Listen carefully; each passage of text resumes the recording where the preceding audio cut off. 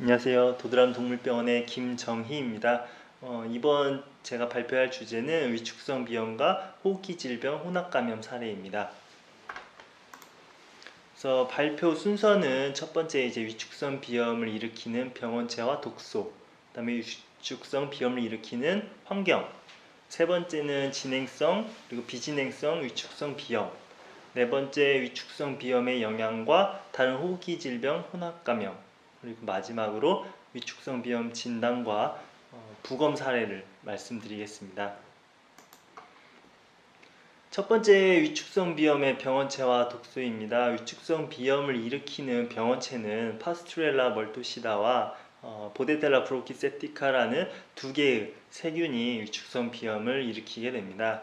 그래서 위축성 비염을 일으키는 첫 번째 균이 이제 보데텔라의 이제 DNT 독소는 고라세포를 분화하는 것을 차단하는 역할을 하고요. 그 다음에 파스투렐라 독소인 PMT의 경우는 보데텔라와 달리 고라세포가 아니라 그 파골세포에 작용을 해서 뼈 형성을 파괴하는 그런 작용을 하게 됩니다. 제가 그 보데텔라 독소 관련된 논문 자료를 하나를 가지고 와 봤는데요. 두 가지 실험을 진행을 했습니다. 그래서 보데텔라 독소가 있을 때 없을 때 해서 첫 번째, 두 번째 실험을 진행을 했는데 보시면은 보데텔라 독소가 있는 실험군에서 비각계 점수랑 그 다음에 폐렴 병변 지수가 더 높은 것을 확인할 수 있습니다. 두 번째는 위축성 비염을 일으키는 환경적인 요소로 암모니아와 유기물 먼지가 있습니다. 그래서 첫 번째 제가 암모니아 가스에 관한 논문을 가져와 봤는데요. 보시면 왼쪽 그래프 같은 경우는 파스투렐라 세균이 있고 없고, 그리고 그 암모니아 농도에 따라서 파스투렐라 세균이 있을 때와 없을 때의 어떤 비각계 위축 점수입니다. 그래서 보시면은 그 파스투렐라 세균의 존재 여부와 상관없이 암모니아 농도가 높을 때 비각계 위축이 일어나고요. 그리고 만약에 암모니아 가스와 파스투렐라 세균의 감염까지 더해지면 더 큰 그 비각계 위축이 일어나는 것을 알 수 있습니다. 오른쪽 그래프 같은 경우는 지금 편도와 비광 점막의 그 파스투렐라 세균의 그 세균 수를 측정한 건데요. 여기도 마찬가지로 암모니아 농도가 높을수록 편도와 비광 점막에 파스투렐라 세균이 더 많이 형성되는 것을 알 수 있습니다. 두 번째는 유기물 먼지에 관한 제가 논문을 가지고 와 봤는데요. 보시면 파스투렐라가 있고 없고, 그 다음에 유기물 먼지가 있고 없고, 또 암모니아가 있고 없고, 이렇게 세 개의 변수가 존재를 합니다. 그래서 제일 상단에 있는 H그룹을 보시면 파스투렐라도 없고, 그 다음에 유기물 먼지나 암모니아 가스가 없는 상태의 이제 비각계 점수를 측정을 했고요.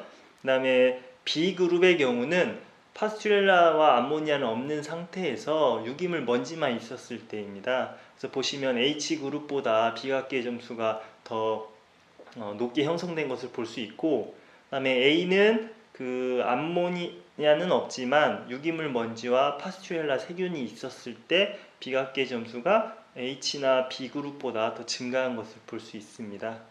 그리고 암모니아 가스와 그 다음에 파스투렐라 세균, 그 다음에 유기물 먼지까지 모두 다 있는 이 그룹의 경우 가장 심각한 비각계 위축 점수를 확인할 수 있습니다. 세 번째 진행성, 비진행성 위축성 비염입니다. 우리가 요즘은 그 육성사나 비육사에서 코가 삐뚤어지는 돼지를 보기가 굉장히 어려운데요. 그래서 농장에서는 위축성 비염이 없다라고 이렇게 생각하는 경우가 많이 있습니다. 하지만 비진행성 위축성 비염의 경우는 자동 구간 또는 육성 초기 단계에 그 병변이 내부적으로 이제 비각계 위축이 있다가 다시 재생되기 때문에 그런 농장에서는 외형적으로만 봤을 때는 AR이 없다라고 이렇게 생각할 수 있습니다. 그래서 비진행성 위축성 비염에 관련 실험 자료를 보시면 4일령에 보데텔라 세균을 감염을 시켰고, 그리고 D41일 즉 이제 45일령에 비각계 CT 촬영을 보시면 비갑계 위축이 일어나는 것을 볼 수 있습니다. 그런데 이게 비진행성이다 보니까 그 출하할 때쯤 일령이 이제 커지면 다시 이제 위축된 비갑계가 자연적으로 회복돼서 정상으로 출하되는 것을 확인할 수가 있습니다. 이제 비진행성인 아닌 진행성 위축성 비염의 CT 촬영인데요. 여기는 이제 4일령의 보데텔라를 감염을 시키고 그다음에 8일령의 파스튜렐라를 감염을 시켰습니다. 그랬을 때 보시면 앞서 보신 거와 좀 다르게 비갑계 위축이 심하게 일어나고 또 비중격까지 그 변형이 일어나는 것을 볼 수가 있습니다.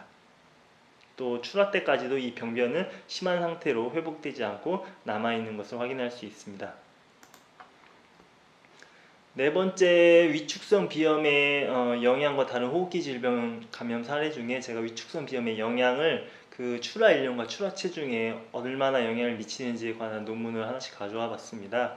그래서 출하 일령을 보시면 밑에 그 비갑계 등급을 1, 2, 3단계로 나눴습니다. 그래서 1단계는 이제 비갑계가 정상인 거고, 그 다음에 3등급은 이제 비갑계 점수 위축이 이제 높은 등급으로 이렇게 나눴는데요. 보시면 그 110kg의 출하 일령으로 이제 했을 때 그레이드 1, 등급 1의 경우는 189일의 출하 일령인 반면에 등급 3에서는 197일로 한 8일 이상 출하가 지연되는 것을 볼 수 있습니다. 출하 체중으로 봤을 때 이제 비갑계 점수가 1일 때는 191령 기준으로 해서 118.9kg가 나오는 반면에 비갑계 등급이 2에서 3에서는 8kg 정도 출하 체중이 떨어진 110.9kg를 보이고 있습니다.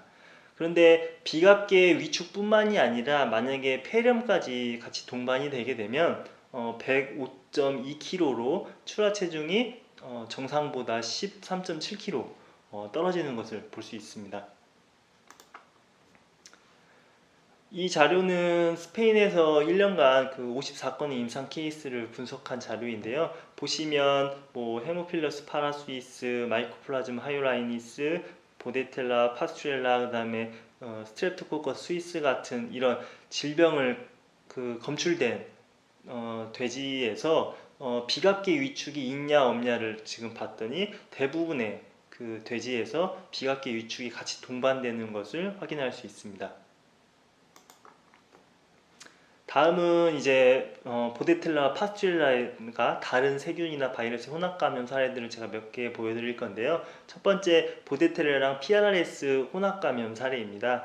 그래서 왼쪽은 그 돼지의 체온을 측정한 건데요. 보데텔라와 PRRS가 혼합 감염된 돼지는 40도 이상의 고열이 8일 이상으로 가장 오랫동안 지속되는 것을 볼 수 있었고요. 그다음에 오른쪽은 이제 일당 증체량인데 21일간 일당 증체량이 역시 보데텔라와 PRRS 혼합 감염 개체에서 가장 떨어지는 것을 확인할 수 있습니다.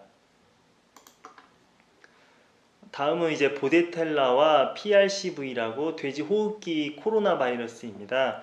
그래서 B의 폐 사진은 PRCV 코로나 바이러스 단독 감염이고요. C는 보데텔라와 PRCV가 혼합 감염된 폐인데 C의 폐를 보시면 B보다 더 폐 경화 소견이 더 두드러지게 관찰되는 것을 볼 수 있습니다. 다음은 이제 파스투렐라인데요. 파스투렐라와 PRS 혼합 감염 사례에서 이제 3그룹이 이제 혼합 감염 그룹인데 보시면 폐병변 지수가 이 3그룹에서만 나타나는 것을 볼 수가 있습니다. 그리고 이 자료는 이제 중국에서 12개 주에서 총 3,200두 정도 돼지를 검사한 사례인데요. 보시면 3,200두 중에서 296두가 그 파스투렐라가 검출이 됐고요. 이 파스투렐라가 검출된 폐 296개 중에서 혼합 감염된 폐가 193개입니다. 그래서 보시면 파스투렐라 혼합 감염된 그 세균들이 연쇄상구균이나 뭐 그 글래스를 유발하는 그 헤모필러스 파라스위스 또는 대장균 등이 이렇게 혼합 감염이 많이 나타나고 있는 것을 볼 수가 있습니다. 그래서 제가 여러 가지 자료들을 보고 그럼 국내에 있는 상황이 어떤지를 좀 보기 위해서 농장을 방문할 때 위축돈이나 또는 폐사돈을 부검을 해서 위축 정도, 비갑계 위축 정도와 폐 병변을 좀 매칭을 시켜보는 그런 작업들을 진행을 했습니다. 그래서 먼저 이제 AR 진단을 한번 해봤는데, 그 구강액을 이용을 해서 구강액을 샘플링을 하고, 이 간이 키트에 구강액 샘플링한 그 타액을 스포이드를 이용해서 2회 정도 점적을 하게 되면 이 간이 키트에 그 유전자가 고정이 돼서 이걸 이제 스페인 실험실에 보내서 이제 결과서를 받아봤습니다. 이런 식으로 이제 결과서를 받았고, 여기서 이제 파스튜렐라와 보데텔라가 양성인지 음성인지 확인뿐만이 아니라, 그 양성이면 플러스가 많을수록 이제 항원량이 많다는 것까지 해서 결과서를 보내줬습니다. 그래서 5농장, 조합원 농장을 제가 비슷한 구간으로 5개를 구간을 나눠 가지고 그 구강액을 2개씩 해서 실험을 진행을 했는데요. 보시면 B 농장 같은 경우는 이제 실험한 전체 구간에서 파스투렐라나 보데텔라는 이제 모두 항원이 검출이 안 됐었고, 이제 D 농장을 제외한 나머지 농장에서는 이제 보데텔라가 검출이 됐지만 보통 16주 또는 17주령, 굉장히 이제 뒤늦은 구간에서 이제 검출이 되는 것을 확인을 했습니다. 지금 보여드리는 7개 농장은 제가 샘플링해서 검사를 한 게 아니라 다른 조합원 농장이 아닌 다른 일반 농장이고요. 또 다른 수의사분이 한 거를 결과서만 제가 같이 받아서 농장 정보는 사실 없고요. 이 농장들을 보시면 앞에서 보여드린 조합원 농장과 좀 다르게 뭐 40에서 50일령 자돈 구간부터 벌써 보데텔라 항원이 검출이 되고, 또 거의 모든 구간에서 계속 항원이 검출되는 것을 확인을 할 수가 있습니다. 5번 농장 같은 경우는 심지어 후보돈에서 파스투렐라 항원이 또 검출되는 것을 보실 수 있습니다. 그 비갑계 점수를 측정하는 방법이 크게 2가지로, 이제 5단계로 하는 방법이랑 이제 18점으로 해서 하는 방법이 있습니다. 그래서 좀 더 세분화하기 위해 저는 18점으로 측정하는 방법을 택했습니다. 비갑계 4개 구역을 0에서 4점씩 점수를 매겨서 16점까지가 되고요. 또 이제 비중격을 0에서 2점까지 해서 총 18점까지 비갑계 위축 정도를 평가를 할 수가 있습니다. 그래서 제가 이제 돼지 비갑계 위축 정도랑 그 호흡기 병변이 어떤지를 좀 매칭하기 위해서 이제 농장 방문할 때 부검을 실시를 했고, 총 46두를 부검을 실시를 했습니다. 그래서 체중은 뭐 체중을 기준으로 이유자돈, 육성돈, 비육돈으로 이렇게 나눠서 부검을 했습니다. 결과는 이제 뒤에 나오니까 이제 그때 말씀을 드리겠습니다. 그래서 보시면 사육 단계별로 이유자돈, 육성돈, 비육돈 봤을 때 아무래도 위축돈이나 그 폐사돈을 부검하다 보니까 비갑계 위축 점수가 굉장히 좀 높게 나왔습니다. 그래서 50% 이상이 12점 이상으로 이렇게 높게 나오는 것을 확인을 했고요. 그러다 보니까 또 이제 부검상에 이제 폐병변도 뭐 유행성 폐렴, 뭐 간질성 폐렴, 흉막염, 흉막폐렴, 뭐 섬유소성 다발성 장막염 등 여러 가지 질병들이 소견들이 많이 관찰이 됐습니다. 그래서 사진을 하나씩 살펴보시면 주로 이제 뭐 섬유소성 다발성 장막염을 일으키는 것 중에 대표적으로 이제 헤모필러스 파라수이스인 이제 글래서증일 때 이런 증상들이 자주 나타날 수 있고요. 그 다음에 이제 흉화경 같은 경우 이제 그 흉벽 또는 이제 늑골에 이제 그 폐가 이제 붙어가지고 이제 부검할 때 이제 띄어내면 보시면 이제 뭐 늑골 쪽에 이제 폐가 붙다 보니까 이제 폐가 이제 그 폐를 이제 떼낼 때 이제 같이 이제 붙어가지고 이제 폐 표면이 이제 떨어지는 것을 확인할 수 있습니다. 유행성 폐렴 같은 경우도 이제 폐 이제 끝쪽에 그 경화소견이 이제 나타나고요. 그다음에 뭐 흉막폐렴, 그리고 PRRS나 뭐 서코, SIV 등 이제 바이러스에 의한 간질성 폐렴 등이 이제 위축성 비염이 비갑계 위축이 심한 개체들에서 이런 여러 가지 호흡기 질병이 같이 그 동반돼서 부검상 나타나는 것을 확인을 했습니다.